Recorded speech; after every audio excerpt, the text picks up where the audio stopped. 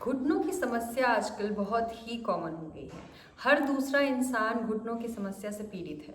हम बहुत सारे इलाज करते हैं, दवाइयाँ खाते हैं, थोड़ी देर इसमें आराम मिलता है और उसके बाद फिर हम इस समस्या से जूझने लगते हैं।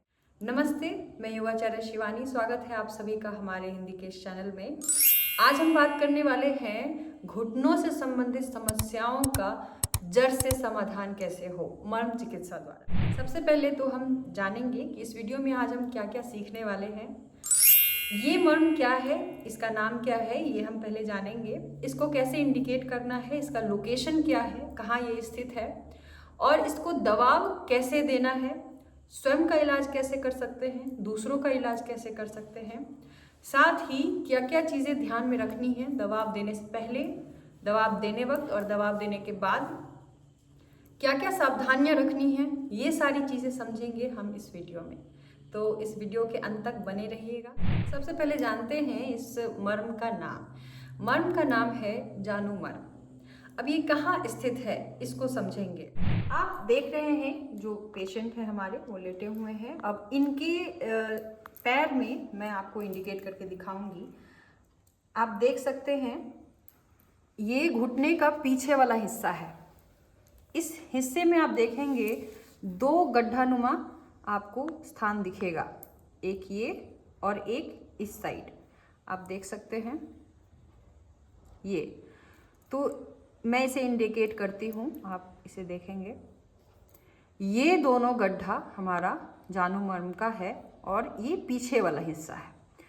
अब हम समझेंगे इसको आगे की तरफ कैसे इंडिकेट करते हैं। ये पीछे से हमने इंडिकेट किया, इस तरीके से ये इंडिकेट किया, ये 2 पॉइंट। अब हम समझेंगे जानू मर्म का आगे से कैसे इंडिकेट करते हैं, उसका लोकेशन हम आगे से समझेंगे। तो ये आगे का भाग है, आगे का हिस्सा है घुटने का। अब देखेंगे कि इसमें भी आपको 2 गड्ढानुमा स्थान दिखेगा घुटने के, ये जो पटेला है बीच का हड्डी, उसके दोनों साइड में आप देखेंगे। मैं इसको फिर से इंडिकेट करती हूँ, ये और इधर इस साइड। तो आप देखेंगे ये दोनों हिस्सा जानू मर्म का है, आगे का हिस्सा। हमने जानू मर्म का लोकेशन समझ लिया है। अब हम जानेंगे कि कैसे इसको हम दबाव देंगे, किन किन बातों का ध्यान रखना है दबाव देते हुए। दूसरों का मर्म कैसे हम दबाएंगे ये समझेंगे पहले। दोनों जो मैंने इंडिकेट किया था पॉइंट ऊपर वाले हिस्से में, वो ऐसे, ये वाला हिस्सा आपको ऐसे बिठाना है और ये जो 4 उंगलियां हैं उनको नीचे वाले पॉइंट पे इस तरीके से दबाव देंगे और अपने हाथों को अच्छे से बिठा लेंगे। सबसे पहले इस तरीके से जब आपने अपने हाथ को स्थापित कर लिया है पॉइंट पे, उसके बाद सांस की गति के साथ आपको दबाव देना है। तो सांस की गति कैसे रहेंगी, सांस लेंगे और कोई दबाव अभी देंगे नहीं। सांस छोड़ते हुए जब पेशेंट सांस छोड़ेगा उस वक्त आपको दबाव देना है। कैसा दबाव देना है, आपका ये जो हिस्सा है वो नीचे की तरफ प्रेस करेगा और ये 4 उंगलियां ऊपर की तरफ दबाव देंगे। दोनों साइड ये अपोजिट दबाव जाएगा, उल्टा। तो देखेंगे आप ध्यान से, सांस लेंगे, सांस छोड़ते हुए दबाव, सांस लेंगे, सांस छोड़ते हुए दबाव। ये दबाव शुरू में 1-1 सेकेंड के गैप पे आपको देना है, 7 से 8 बार। और दबाव देने के बाद आपको हथेलियों से इसको हल्के हल्के हाथों हिलाना है।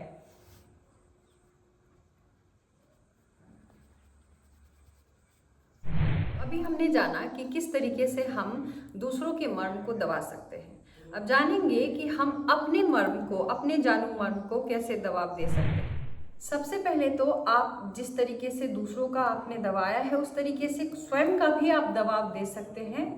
दूसरा तरीका क्या है, आप कुर्सी पे या इस तरीके से नीचे बैठ के अपने घुटनों को इस तरीके से रखिए एक एक करके और इंटरलॉक करके अपने फिंगर्स को, अपने जो उंगलियां हैं उसको ऐसे लगा के नीचे रखेंगे घुटने के नीचे वाले हिस्से पे और सांस लेते हुए पैर को खोलेंगे आगे, सांस छोड़ते हुए दबाव देंगे, पैर जमीन से नहीं सटाएंगे।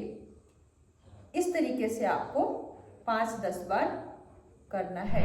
ध्यान देने वाली कौन कौन सी बातें हैं? सबसे पहले तो जो दबाव हम देंगे वो बहुत ज़्यादा अधिक भी ना हो और बहुत कम भी ना हो। जो सामान्य दबाव है उस तरीके से देंगे। बीच बीच में आप मरीज से पूछ सकते हैं कि दबाव कैसा है, बहुत अधिक तो नहीं लग रहा है।